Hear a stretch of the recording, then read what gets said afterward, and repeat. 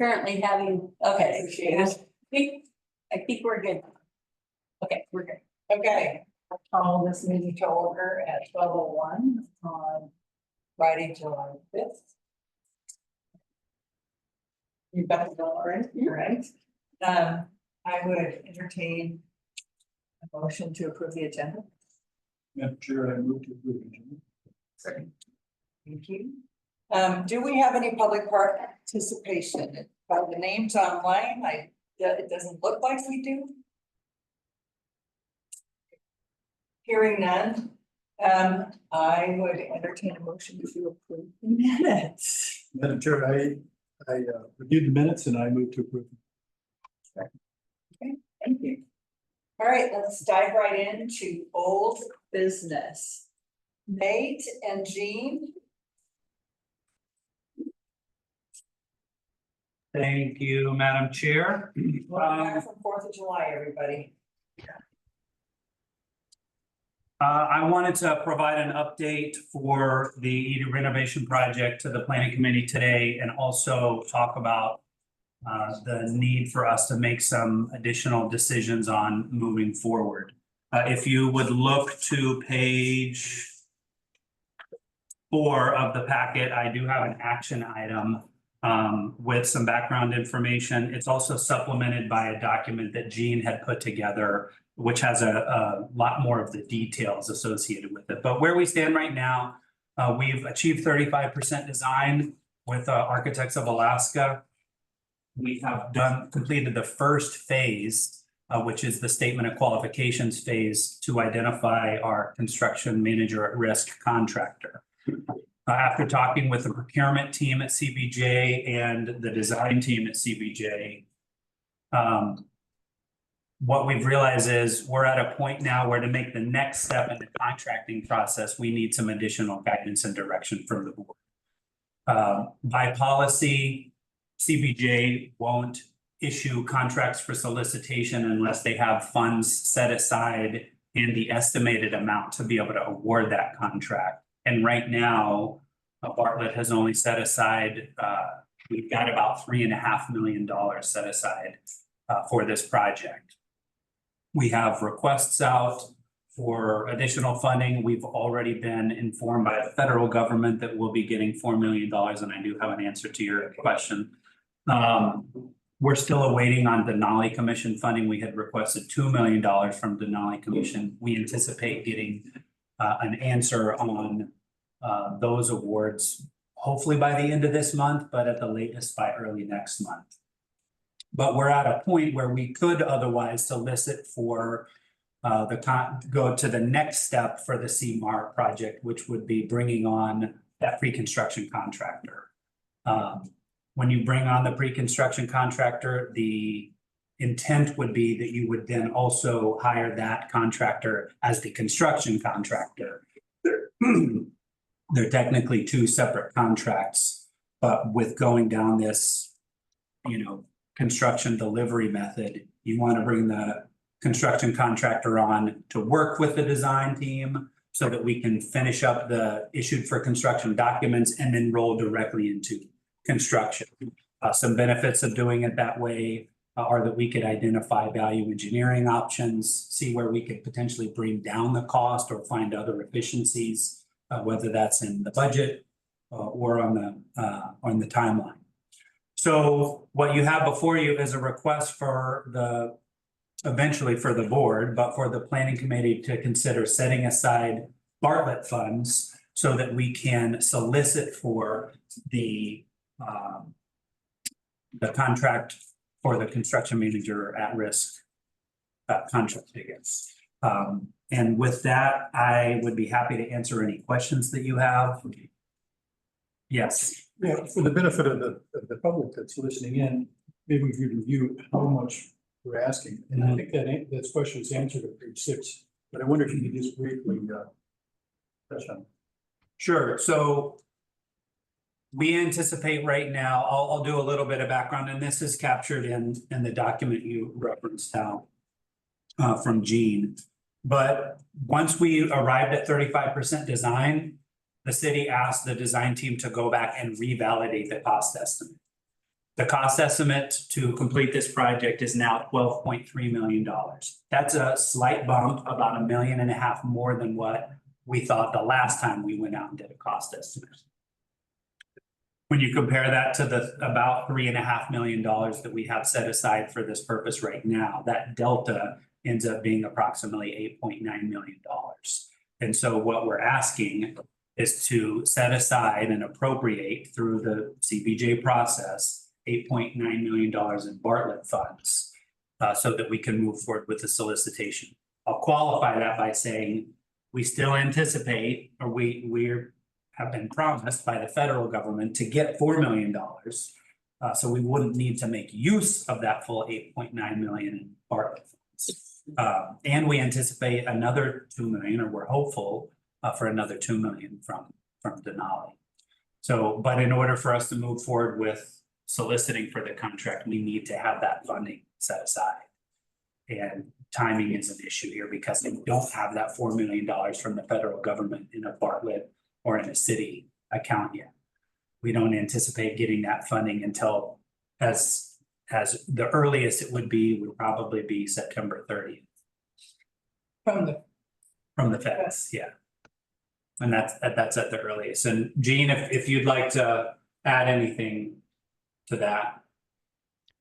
I think I would just like to reference the history of how we got here and remind folks, and I know you're all aware that the major project was canceled in April of 23. And at that point, we had just awarded the CMAR. And, you know, I think it's important to demonstrate commitment to the project and not repeat that scenario. And because asking contractors to respond to the CMAR RFP is a time and resource commitment on their part. And since we had awarded it before, that contractor had been reserving their workforces for the construction of that project. So I think it's important that we do not repeat that scenario, because that could be detrimental to future Bartlett and CBJ project solicitations. And the timeliness is important to note too.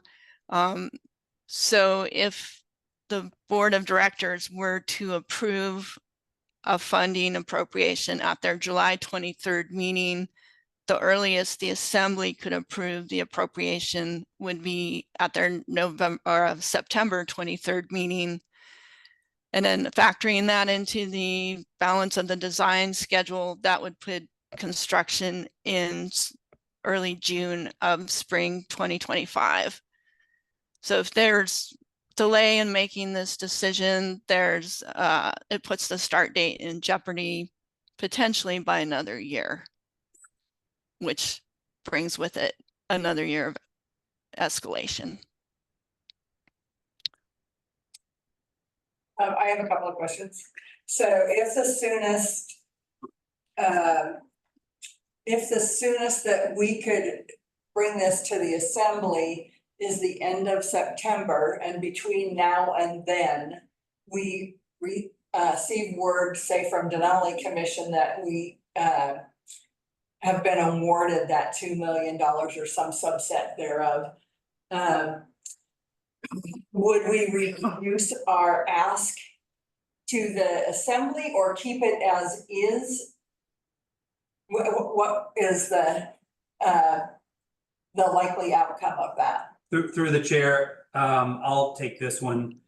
Some of it may depend on the manner in which we need to interact with the agency that's providing this funding. HRSA for the federal government, Denali Commission for theirs, and how we would expend those funds.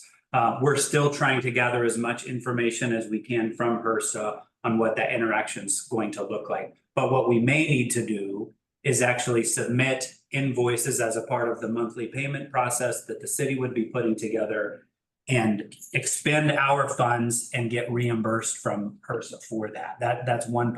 I don't know right now, but I don't believe they're just going to transfer $4 million to us. I think there's going to be a routine upkeep and interaction that's gonna have to take place. So I would recommend we go ahead and even if we know that we're going to be getting that funding, keep our request the same.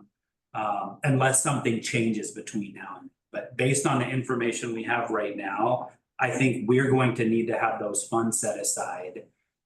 And essentially consider the funding that we're getting from external sources as kind of like a reimbursement, or even at the time they will pay for it. But I don't think we're gonna get $6 million just dumped into our reserves. But Jean, do you have anything else to offer there?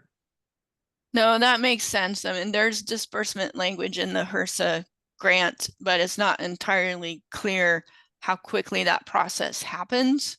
So that's part of our concern. We don't want to be waiting 60 days for the federal government to pay a contractor. So My experience with federal government grants is somewhere between, the turnaround time is somewhere between 30 and 45 days, oh, good. but my experience has not been with HRSA, so I don't know if that's comparative. And do you have an answer to my question? Through the chair, yes, I do. So I've talked with some other hospitals in Alaska. The question is, of the $4 million we're getting from the congressionally directed spending, will HRSA take some of that money away as a part of administrative costs for managing the disbursement of funds? And what I found out is no, they do not. I've talked with some other hospitals here in Alaska who've received HRSA funding over the last couple of years, and they do not take an administrative fee out of that. We should anticipate. There's also nothing that we've been able to find in any of the information that they provided as a part of this process that would indicate that they take any funding. I anticipate that's just a part of their annual budget that they get from Congress, is to support the administration of these types of flow through of funds. But we are anticipating the full $4 million. Well, that's great. Yeah. Because that's Otherwise, not every department. yeah. Always glad to hear that. I just wanted to quickly, in my own mind, go through where's this money coming from? Because I think I'm looking here now, we've got about $14.5 million in board designated cash. And we've got about 10 million in CFP designated. So, yeah, can you just help me thinking, so we're gonna take some money out of money that the board has to sort of bet forward. Where's this money? Where would this money come from? Things like, if we had to just come up.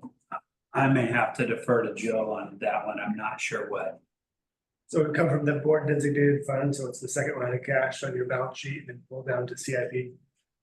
The $3.5 million is already in the CIP starting balance that we have. We'd have to pull that remaining 8.9 out. Okay, well, thanks. Through the chair, for all intents and purposes, like, yes, it is $8.9 million of our funds right now. But it's written into, the federal act that we will be getting this $4 million. So at the end of the day, 4 million of that $8.9 million is not coming out of our pockets. So, Madam Chair, for all the reasons that we've talked about over the years, this project is definitely necessary for the community. It's necessary for the hospital. I'm going to vote in favor of this, of the motion that hasn't been made yet. It's in our packet. I think this is absolutely necessary. Dr. Russell? So I'm just back on the committee and getting up to speed, and I'm sensitive to the fact that we canceled the previous contract before. I'm just curious, has Ian weighed in at all? I'm kind of asking Joe, or maybe has Kenny talked to Ian what his thoughts are? The answer is yes to both. Both are still, to my knowledge, unless you have a something, Joe, that is more current than my, I don't know, beginning of the week. We chatted on Tuesday about it. So when you respond, I'll, So the last I heard was that, it was still a go. That we wanted to move forward with this, with the understanding in our last, conversation about this project, we knew that we would undoubtedly have to spend some of our reserves, to make this happen. We were thinking in the couple $1 million range, plus or minus, the last time we talked. So if we're of the 8.9 million that we're asking to be approved, 2 plus or minus of it, we knew we would not get reimbursement for. That being said, I would be in favor of moving forward with this. I don't, for many reasons, I don't think we should cancel this project or delay it yet another year. Once we get into summer of 2025, May or June of 2025, we're cost estimates are going up. And it will continue, I'm sure, if we have to bump it off to 2026, so. Joe, you was of the same opinion as my. So, Madam Chair, I move the planning committee of Bartlett Regional Health to advance the motion to appropriate the remainder of the Burnaby Department addition and renovation project funding in the amount of 8.9 million as presented. and I do not object.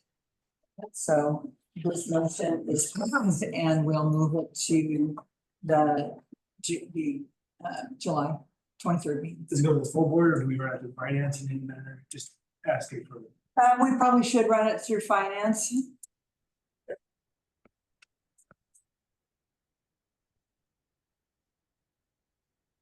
Since it isn't appropriate. Yeah, sorry, I didn't specify that. So- That was in my intent. So if we can modify our motion to move it to finance and then with the understanding that it'll go.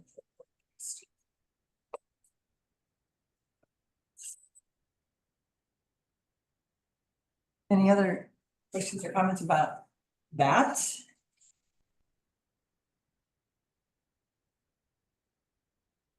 Okay, let's move on to Jean, project updates. Thank you, Madam Chair. Oh, you've got them up. Thank you. So yeah, we have a handful of projects in closeout, chiller number 2, the CT scanner, MRI, and the underground fuel line replacement project. Those are all nearly closed out. We just talked about the ED addition and renovation. One thing I would like to mention is we haven't received the certificate of need yet, but we received word that we should be hearing by July 17th on that. Great. So the ground floor asbestos abatement project, that's abating the flooring in materials management and the laundry room.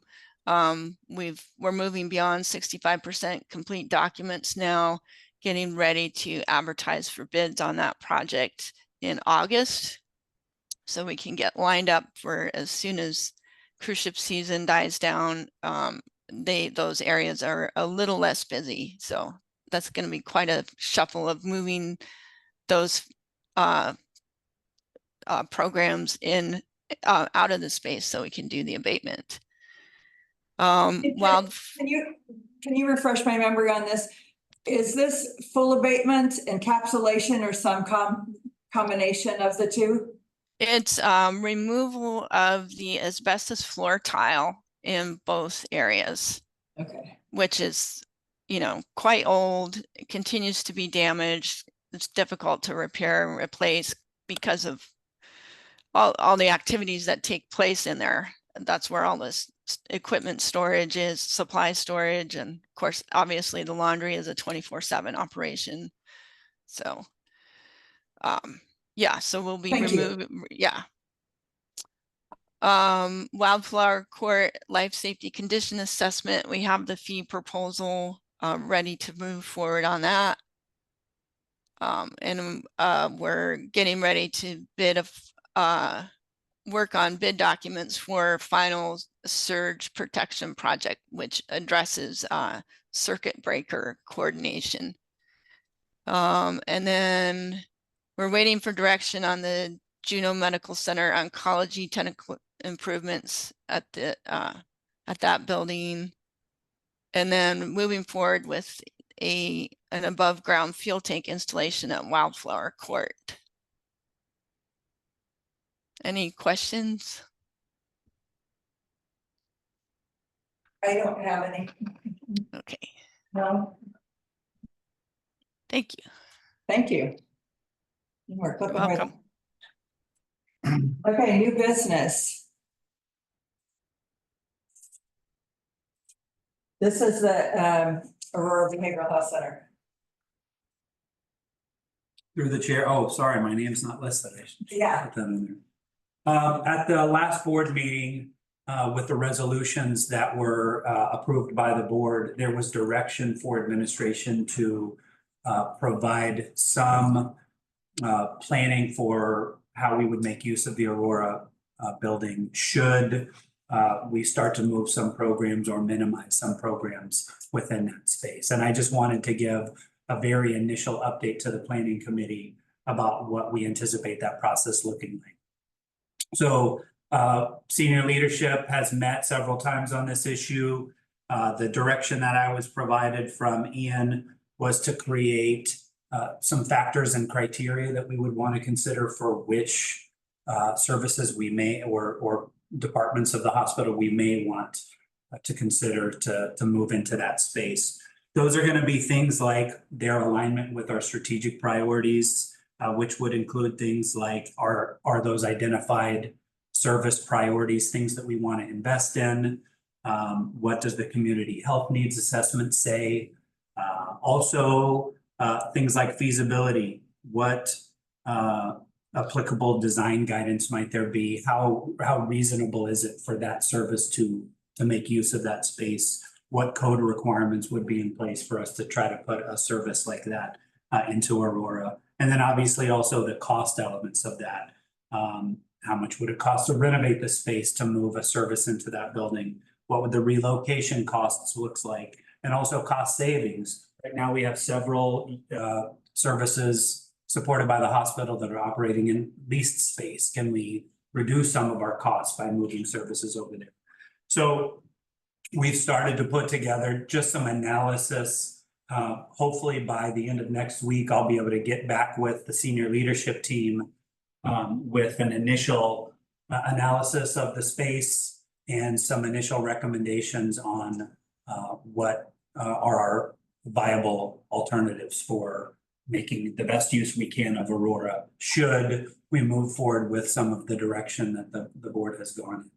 The timeline given by the board, I think, was by November with the October 31st deadline on those decisions. And I think we'll be able to be well ahead of that. The next step, once we can get alternatives identified and conceptually approved, would be to likely bring on a consultant to help flesh out some of those feasibility considerations and cost considerations.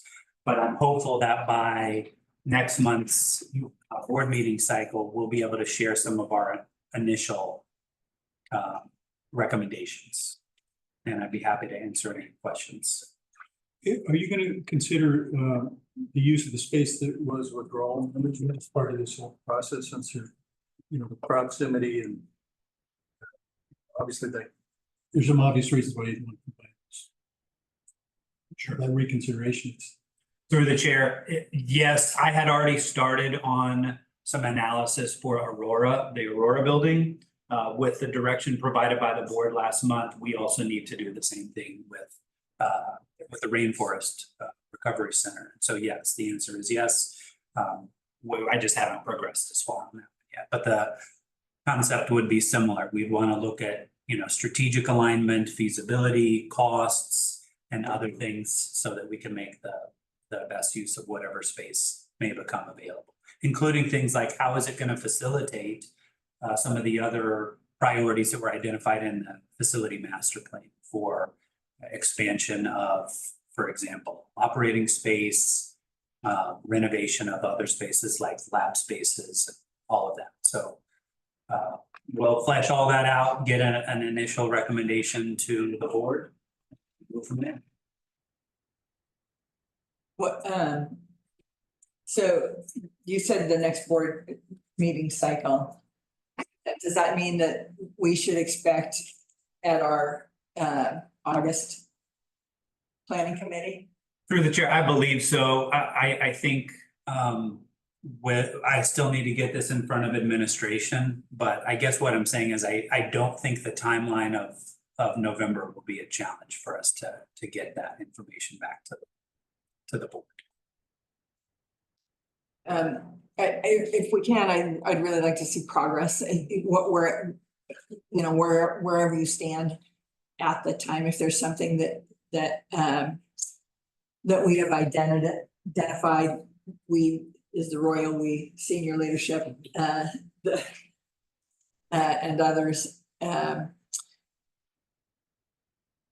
as a must-have in those spaces, in the event that they're not kept in their current incarnation.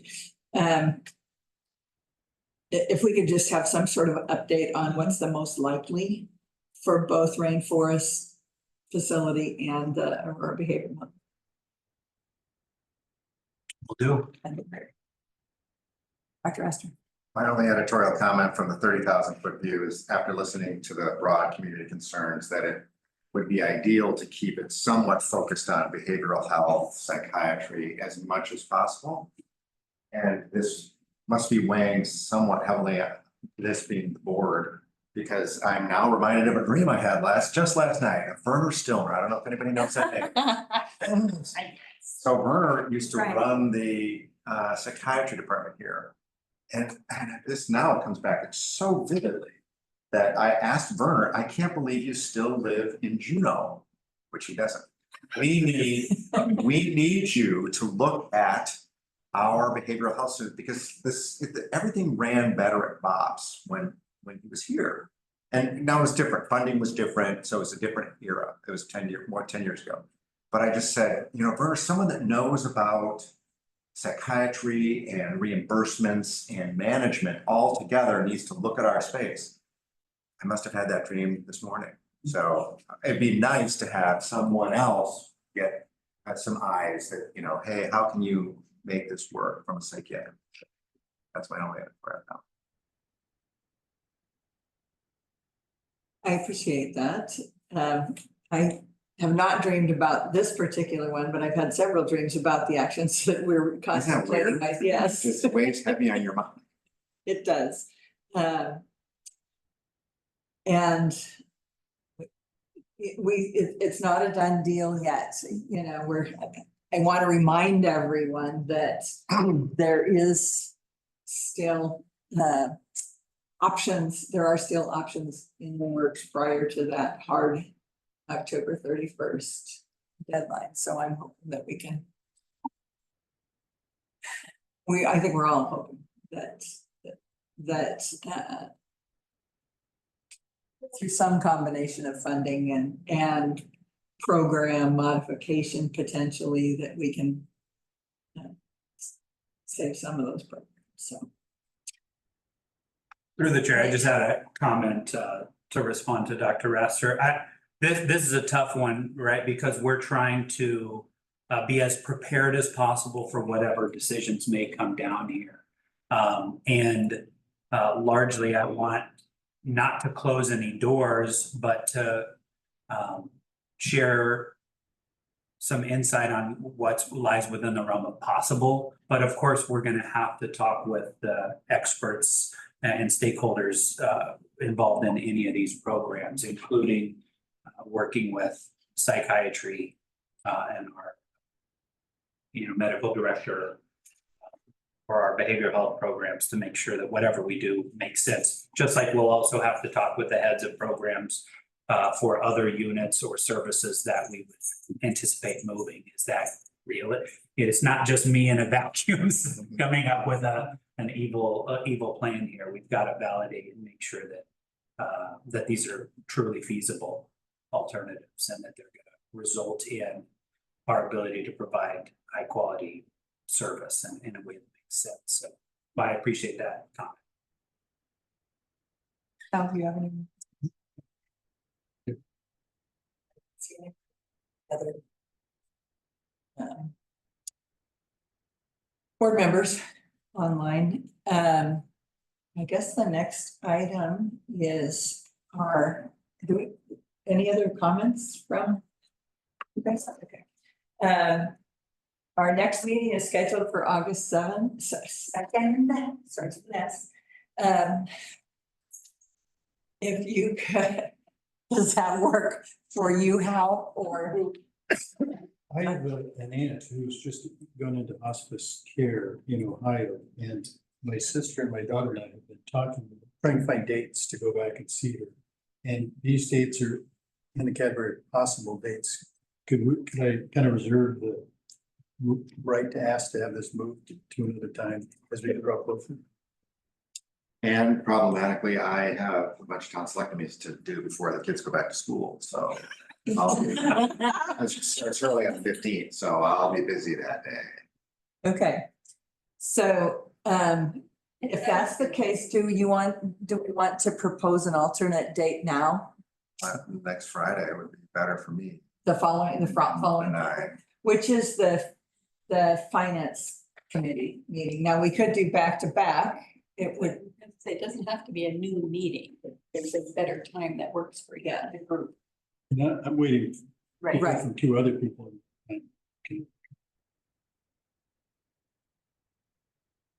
so, yeah, the following week would be better for me. Any noon or 4:30 or whatever meeting. Noon meetings are fine generally for me. Monday through Friday of the following week would be fine. But the August 2 is almost certainly not. okay, Well, then on the If we 12th, just- it's finance, so that won't be an option. if we just pick a date, I'm sorry, Ninth. next, The ninth, right? yeah. we pick a date during the week of the 5th. Let's put that down. So. okay. these are Thursday, the They all work for me, pretty much. Wednesday 7. Thursday, there's the A3 presentation. We're scheduling that. That is one of the days that's locked up for us. Okay, so Wednesday, Wednesday. okay, meeting on Wednesday's tentative, we'll lock it in and Yeah, sounds good. if that works and we're leaving it open for you to Yes, request if we it. could nail that down at the board. Right, Yeah. yeah. Well, let's put that down, tentative. Okay. Thanks to those of you who are online. I believe we are adjourned. And we'll see you all either at the board meeting or next month. Thanks. Thank you. So do we think? Don't get those. Did we? Wednesday. Okay. Holcomb Bay is big.